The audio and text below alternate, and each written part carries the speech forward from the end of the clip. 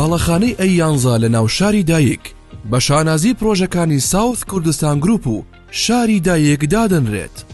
ئەیانزا دەڕوانێت بەسەر فراوانترین دیمەنی شاری سلێمانی و شاخی گۆیژە و چاویلاندا.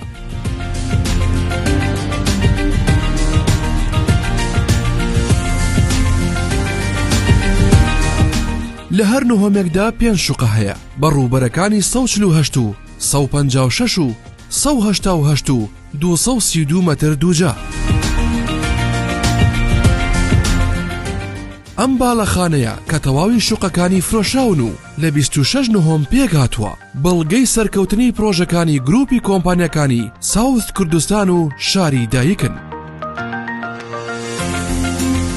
شاری دایک دەکەوێتە بەرزترین و پاکترین ژینگەی شاری سلێمانی و لە تەواوی جێگە و شوێنە گرنگەکانی شارەوە تەنها چەند خولەکێک دوورە.